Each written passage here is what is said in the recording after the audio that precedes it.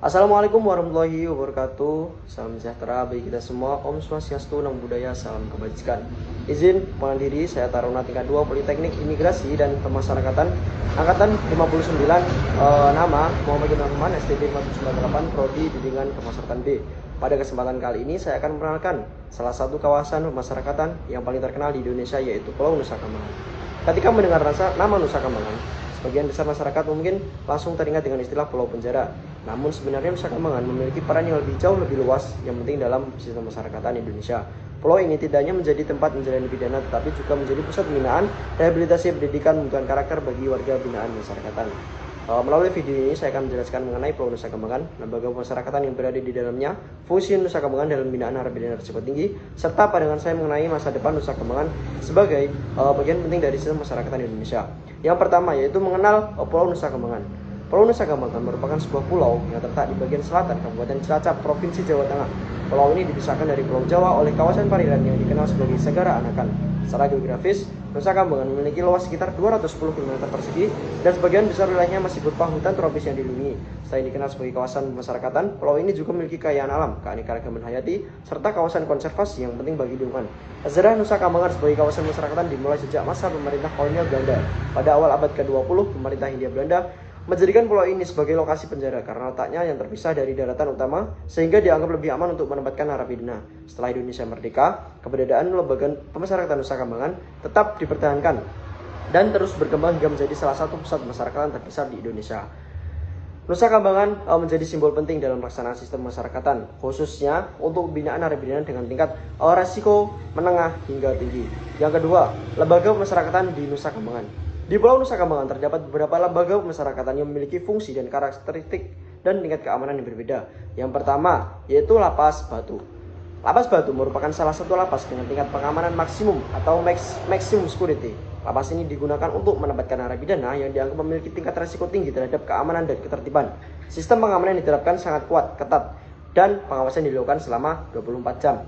Yang kedua yaitu Lapas Pasir Putih. Lapas Pasir Putih juga termasuk lapas dengan tingkat pengamanan tinggi. Lapas ini sering digunakan untuk narapidana yang memerlukan pengawasan khusus karena faktor keamanan maupun faktor resiko lainnya. Yang ketiga yaitu Lapas Hekris Karanganyar Nusa Kambangan.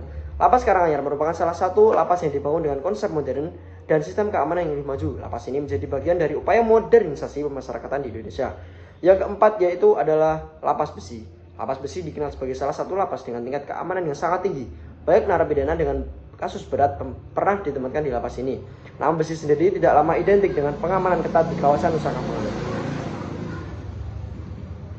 Yang kelima yaitu Lapas Permisan. Lapas Permisan merupakan salah satu lapas tertua di Nusa Kambangan yang sudah ada sejak masa kolonial Belanda. Selain memiliki nilai sejarah yang tinggi, lapas ini juga digunakan untuk pembinaan warga binaan sesuai klasifikasi yang ditentukan.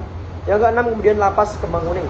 Lapas Kembang Kuning memiliki tingkat pengamanan menengah hingga tinggi dan menjadi bagian penting dalam proses pembinaan narapidana sebelum memasuki tahap perintegrasi sosial. Yang ketujuh yaitu Lapas Narkotika Kelas A Nusa Kambangan. Lapas Narkotika Kelas 2A Nusa Kambangan. Lapas ini secara khusus menangani warga binaan yang terlibat dalam tindak pidana narkotika. Program pembinaan yang diberikan tidak hanya berfokus pada keamanan, tetapi juga rehabilitasi dan pemulihan perilaku. Yang ketujuh adalah Lapas Geladakan. Lapas Geladakan merupakan salah satu unit masyarakatan yang mendukung pelaksanaan pembinaan dan pengelolaan warga binaan di kawasan Nusa Kambangan. Yang ketiga yaitu fungsi Nusa Kambangan. Pembinaan narapidana risiko tinggi Nusa Kambangan memiliki peran strategis dalam sistem masyarakatan Indonesia. Yang pertama yaitu menjaga keamanan nasional. Salah satu fungsi utama Nusa Kambangan adalah menempatkan narapidana yang memiliki risiko tinggi terhadap keamanan dan ketertiban. Dengan lokasi yang terpisah dengan daratan utama serta sistem keamanan yang berlapis, potensi gangguan keamanan dapat diminimalkan. Pembinaan kepribadian. Yang kedua yaitu pembinaan kepribadian. Pembinaan kepribadian merupakan proses yang bertujuan membentuk sikap dan perilaku positif warga binaan. Program yang diberikan meliputi yang pertama yaitu pembinaan keagamaan, pembinaan moral dan etika, penyuluhan hukum, konseling psikologis, pembinaan kesadaran berbangsa dan bernegara. Melalui program tersebut diharapkan warga binaan dapat menyadari kesalahan dan yang pernah dilakukan dan memiliki motivasi untuk memperbaiki diri. Yang ketiga yaitu pembinaan kemandirian. Selain pembinaan mental dan spiritual, warga binaan juga diberikan berbagai pelatihan keterampilan. Contohnya di lapas terbuka, yaitu ada pertanian, perkebunan, peternakan, perikanan dan pengelasan, pertukangan, serta kerajinan tangan dan produksi makanan dan minuman. keterampilan tersebut menjadi bekal yang sangat penting ketika warga binaan kembali ke masyarakat. Yang keempat yaitu rehabilitasi dan perubahan perilaku. Bagi narapidana tertentu, terutama kasus narkotika, pembinaan juga diarahkan pada proses rehabilitasi dan perubahan perilaku. Tujuannya adalah membantu mereka meninggalkan kebiasaan buruk serta membangun pola hidup yang sehat dan produktif. Yang keempat yaitu persiapan, yang kelima yaitu persiapan reintegrasi sosial. Tujuan akhir masyarakat bukanlah menghukum, semata melainkan mengembalikan warga binaan menjadi anggota masyarakat yang bertanggung jawab. Karena itu, setiap program pembinaan di Nusa Kambangan diarahkan untuk mempersiapkan warga binaan agar dapat diterima kembali oleh keluarga dan masyarakat setelah bebas. Keunggulan Nusa Kambangan. Menurut saya terdapat beberapa keunggulan yang dimiliki oleh Nusa Kambangan. Pertama, sistem keamanan yang kuat dan terintegrasi. Kedua, adanya klasifikasi lapas berdasarkan tingkat risiko narapidana sehingga pembinaan dapat dilakukan secara lebih efektif. Ketiga, tersedianya lahan yang luas untuk kegiatan pembinaan kementerian seperti pertanian, peternakan, perkebunan. Keempat, adanya berbagai program pembinaan yang bertujuan membentuk perubahan perilaku warga binaan secara bertahap. Kelima, Nusa Kambangan menjadi pusat pembelajaran bagi petugas masyarakatan dalam menangani narapidana risiko tinggi.